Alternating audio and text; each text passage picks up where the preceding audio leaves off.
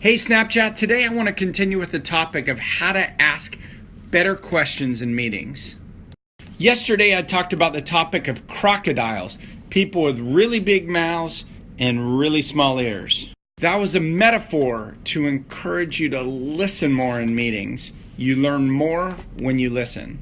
Today I want to talk about how to use open questions to learn better information. Here's what I mean. There are many types of meetings that you go to where your objective is to learn more about the other party. This can include recruiting, it can include sales, business development, fundraising. People often think that in sales or fundraising, your job is to persuade somebody else. Actually, persuasion is only something that happens after you understand the other party and what they need. You can't persuade somebody to take action until you better understand their needs. All too often, I'm with other people in a meeting where I hear a really pointed and specific question asked.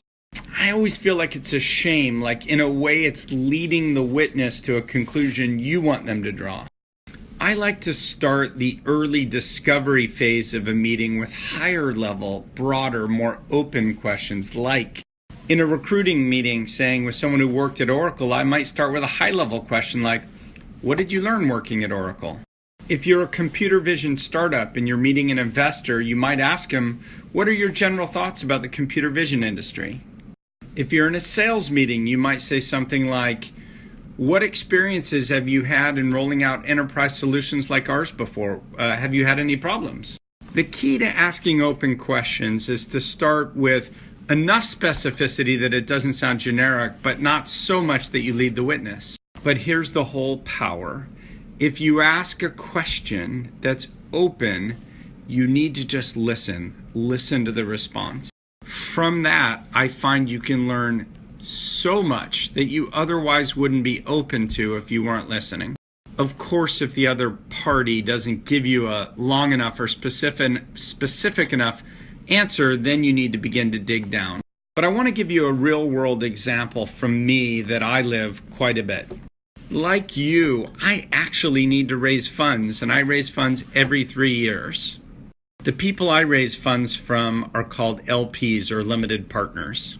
I like to start with some high-level questions like, what's your general outlook on the venture capital industry? What I'm listening for is, are you skeptical of it, or do you feel like there's still a lot more upside? Are you overinvested or underinvested? Do you have a strong working knowledge and theory of venture capital if you're an investor in VC?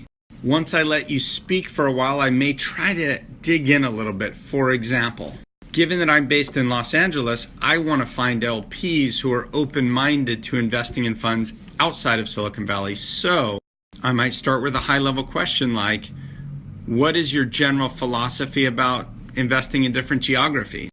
I don't want to start by asking about LA because they may tell me all sorts of views about New York, Chicago, China, India, Russia, who knows? Eventually, it's my job to say, well, do you have a view on Los Angeles? By starting higher level, I have the opportunity to learn a lot more before I dig into details. If I'm meeting an entrepreneurial team, I might ask something like, what's the single most important hire that you need to make in your company next year? It's not that I have an idea in mind, it's that I just want to hear how you think. I want to see where you take the question. One of the reasons I really enjoy going into hard meetings where I want to learn a lot, just me, not other people beside me, is often when I'm interviewing somebody, wanting to know more about their topic, if someone else jumps in with another question, then often I don't get a full and complete answer. They start answering my question, and then someone jumps in with another question, cutting off the richness of the answer. And I find a lot of people do this to themselves. They ask a question and then a follow-up question before hearing the richness of the answer. We're all guilty of this, myself included, but I do try to stop myself before meetings specifically to remind myself to start with open questions. But tomorrow, I'm going to talk about how to narrow the funnel and go from open-ended questions to very pointed questions and when to do it.